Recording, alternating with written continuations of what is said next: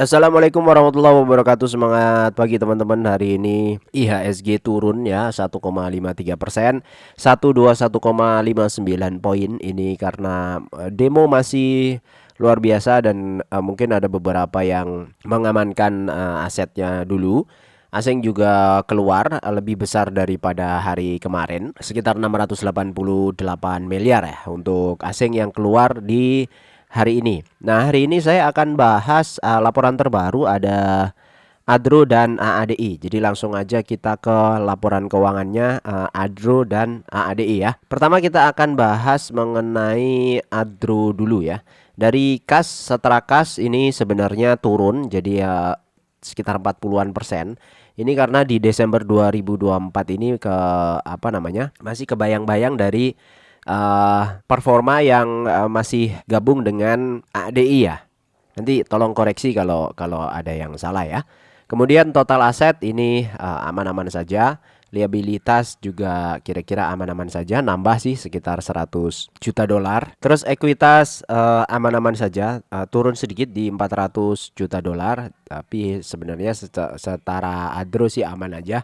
Pendapatan usaha turun teman-teman 18%, cuma turunnya ini tidak sedalam yang lain-lain ya, perusahaan batubara yang lain. Termasuk juga nanti kita bahas ADI. ADI juga turunnya nggak terlalu banyak. Kemudian laba bruto turun hampir separuh 38%, laba usahanya juga turun 47%. Sehingga kalau dilihat di total laba atau laba periode berjalan jauh banget gapnya dari periode sebelumnya. Yang satu 194 juta dolar, yang satu 880 juta dolar. Ini karena ada profit yang dari laba yang dihentikan itu sekitar 500. Jadi ini kemungkinannya adalah AADI ya. Terus total penghasilan komprehensif ya intinya turun. Kemudian laba per sahamnya juga turun ya. Nah, kalau dilihat dari saldo laba ini jauh banget ya, 5 miliar dolar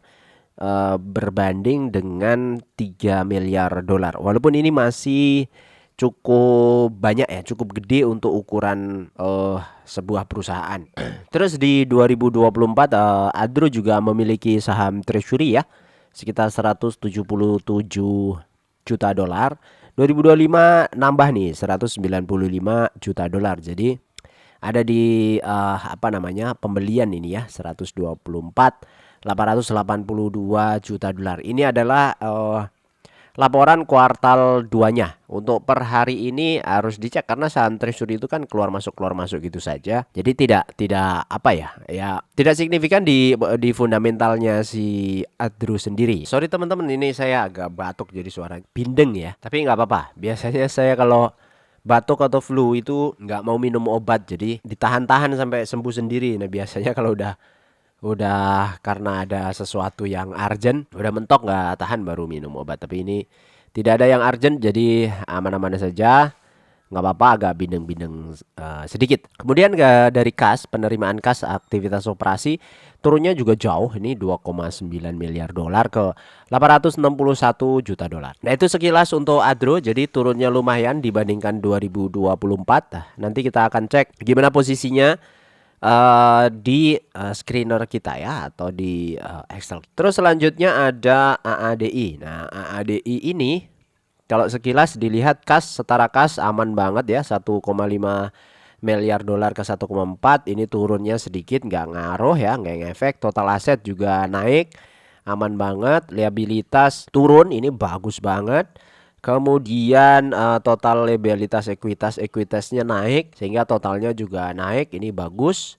Pendapatan usaha turun, tapi turunnya sebenarnya nggak ngefek ini karena kalau yang lain turun 40%, 50%, ini turunnya cuma 9%. Hebat ini ya.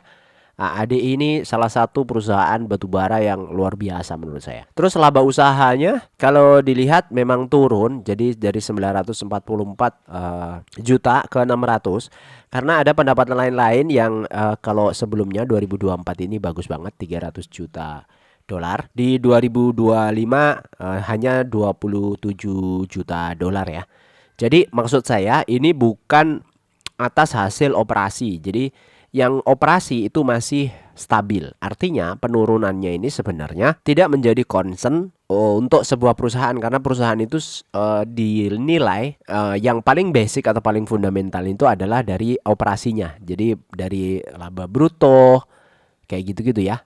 Jadi dari sisi operasionya. Kalau ada pendapatan lain-lain, kemudian ada apa namanya, beban-beban yang turun sehingga labanya naik, itu sebenarnya kurang begitu menarik karena dia tidak bisa bertahan ya, tidak sustainable ya. Jadi hanya di saat itu saja, pas nanti misalnya kuartal berikutnya yang akan berperan jauh ya di aktivitas operasi tadi. Terus dari sisi saham, nilai laba per sahamnya turun ya, turunnya jauh nih, hampir 50%.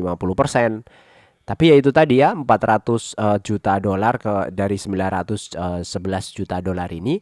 Tadi kalau dilihat bukan dari sisi operasi. Jadi harusnya ini aman. Nah, kalau saldo laba, jadi saldo laba tidak begitu banyak.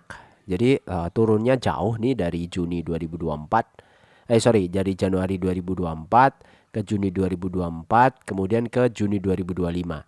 Tapi kalau lihat ya perkembangannya bagus ya, 1,8, habis itu di Juni 2024 tinggal 88 juta dolar, awalnya 1,8 miliar. Langsung di Januari itu mencetak lagi dan Juni mencetak lagi. Artinya memang ini cash cow banget apa. Jadi perahnya ya. Salah satu perusahaan kan kemarin pada waktu Adro itu masih pegang ADI, jadi hampir 90 sekian persen itu dari ADI pendapatannya si Adro. Terus penerimaan dari pelanggan turun, ya turunnya tidak begitu signifikan dan ini menurut saya oke banget. Nah itu sekilas adalah terkait dengan laporan keuangannya Adro dan ADI. Nah kita lanjut ke screener. Di Adro tadi turun 0,9%, ADI hari ini juga turun 1,1%. Ini ada Hexa ini nyempil ya, nyempil aja dia. Nah dari kondisi itu EPS diupdate untuk Adro. Adro itu EPS-nya turun jauh banget jadi 195 rupiah. Nah kalau dividen payout rasionya 37%, itu cuma estimasi bagi itu cuma 4,1% atau 73 rupiah dibandingkan dengan harga sekarang jadi cuma 4%. Sedangkan ADI itu 1612, ini estimasi terburuk semua ya. Dengan dividen payout ratio 45% sesuai dengan pada waktu PUPS kemarin, maka estimasinya dia bagi dividen itu bisa sampai 725 atau 10,5%. Nah ini termasuk hal yang baik ya untuk ADI. Kalau dilihat dari grafik, Adro hari ini turun kemudian naik. Sepertinya sebenarnya ya, kalau dilihat di area-area sini tuh seperti ada yang jagain ini si Adro. Kemudian ADI hari ini juga turun. Ini juga sama di range 6.700-an, 6.800-an tuh seperti ada yang jagain. Ini sopirnya sabar banget ini. Nah dengan kondisi seperti itu, kalau kita lihat dengan dividen for living untuk ADI ya 10,5 itu bagus ya. 10,5 itu selama 25 tahun kita nabung itu akan jadi dividen yang kita terima setelah 25 tahun nabung itu bisa sekitar 32 juta per bulan, atau setahunnya ini aset jadi 3,7 miliar. Dividen diterima setahun itu 392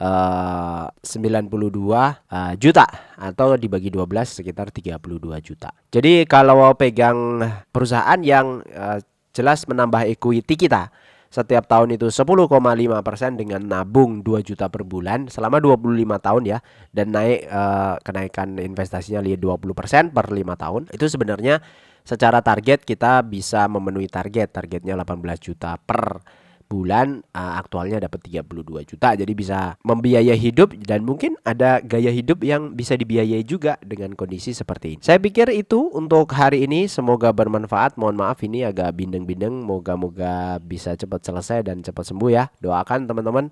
Terima kasih yang sudah dukung, yang join di YouTube ya. Murah, seharga kopi ya 10.000 aja 1 bulan.